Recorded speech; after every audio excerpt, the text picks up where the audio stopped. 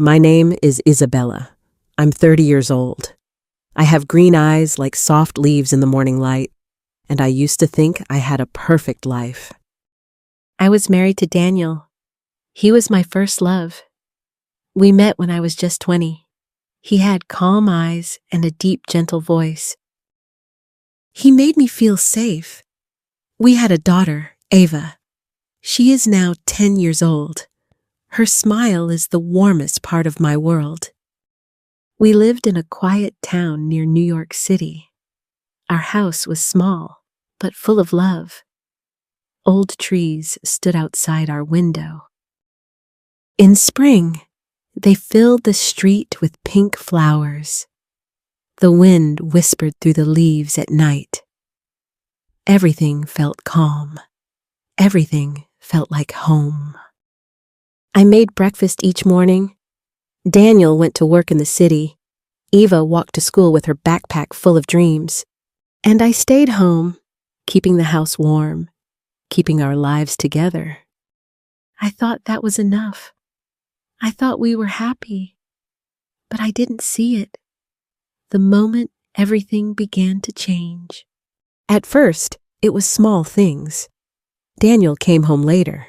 He said work was busy, meetings, deadlines. I believed him. Of course I did. He still kissed me goodnight, but his eyes didn't stay on mine. His hugs were shorter, his smile quieter. Ava didn't notice. She ran to him every evening. "Daddy!" She laughed. He lifted her up, but sometimes his smile looked tired. He started forgetting little things. Our dinner plans, my birthday, Ava's school play. I told myself it was stress. He was tired. He needed space. I tried harder, cooked his favorite meals, made the house shine. Hoped he would see me again, really see me. But the space between us grew, like a shadow in the corner of the room. Silent, cold, and I didn't know how to make the light return. One evening, I tried. I stood by the window, holding 2 mugs of tea.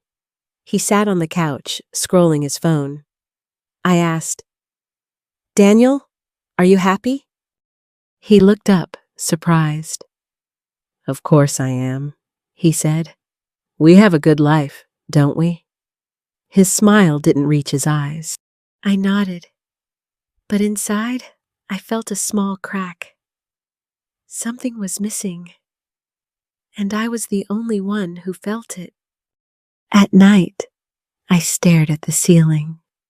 I listened to his soft breathing beside me, but it felt like we were in 2 different worlds, close in distance, far in heart. Eva was my sunshine. She made drawings of our family, me, her, and Daniel holding hands. I smiled, but my heart ached.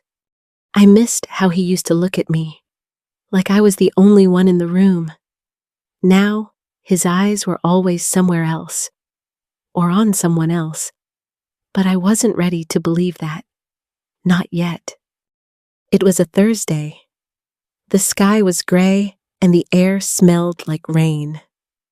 Daniel kissed my cheek before leaving. "See you tonight," he said, grabbing his briefcase. Ava had art class. I picked her up and we walked home, her small hand swinging in mine, her eyes full of stories about her day. At home, I made pasta, his favorite. I set the table, lit a candle, and waited. 6 o'clock. Then 7. Still no message. I checked my phone again and again.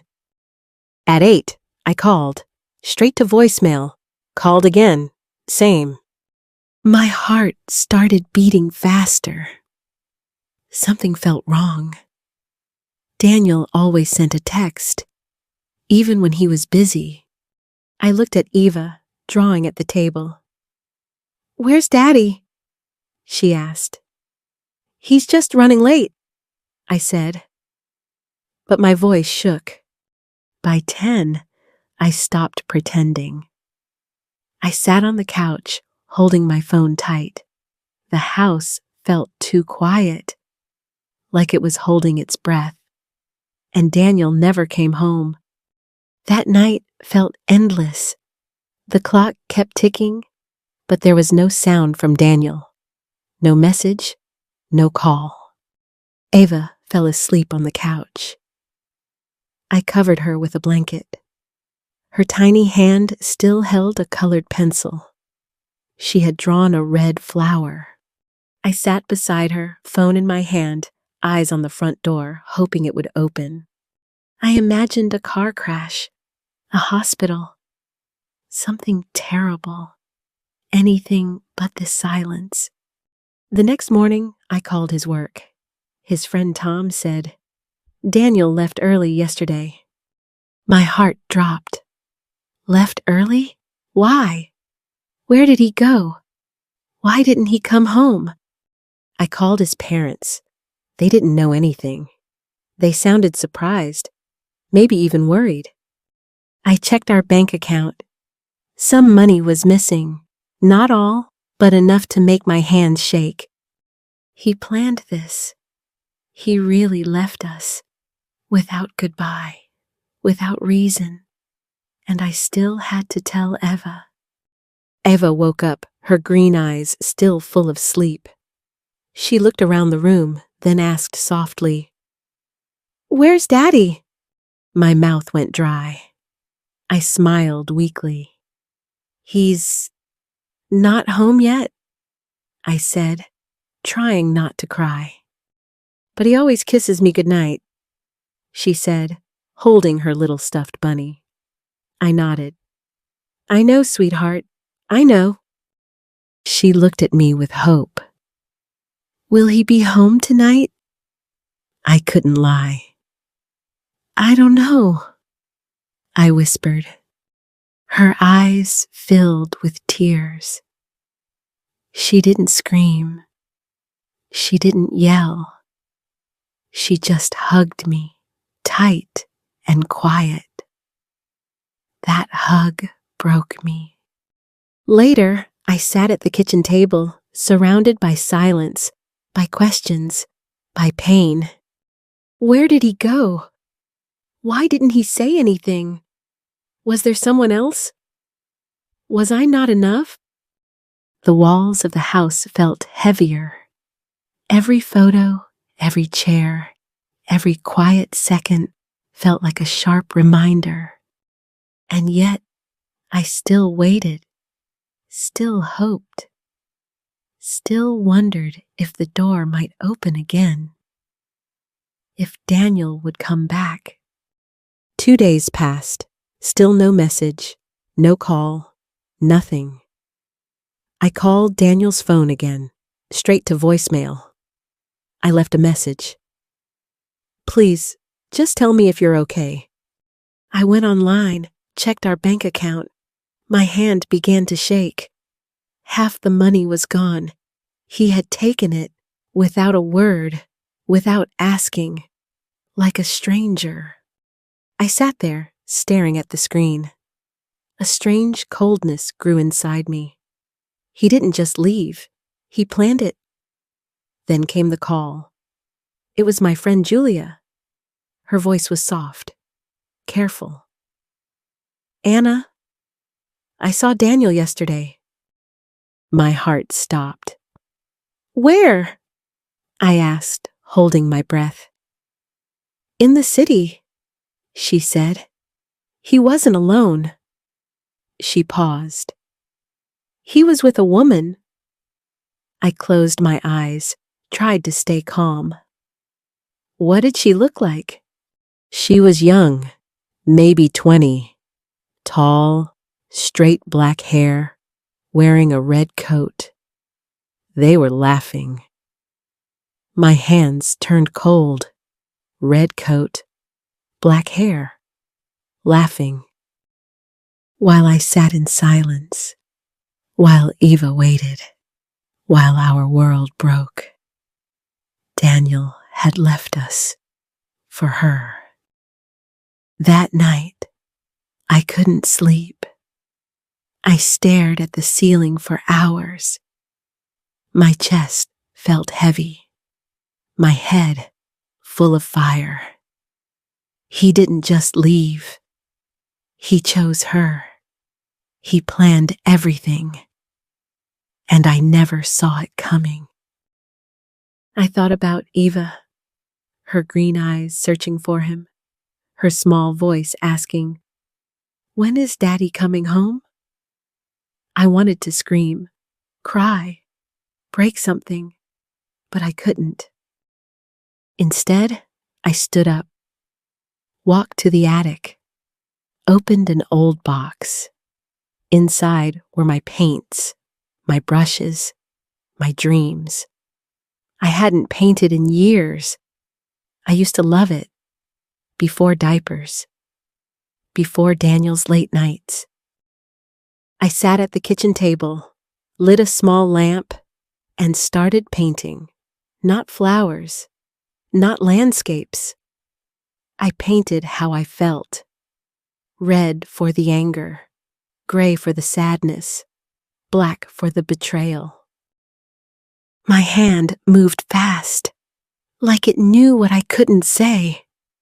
When I finished, I looked at the canvas. It was raw, ugly, true. I breathed out, finally. Then I heard a voice, small, gentle. "Is that for me, Mommy?" It was Eva, standing there in her pajamas, hair messy, eyes wide. I pulled her into my arms, held her close. "No, my love," I whispered. "This one's for me." The next morning, I felt different.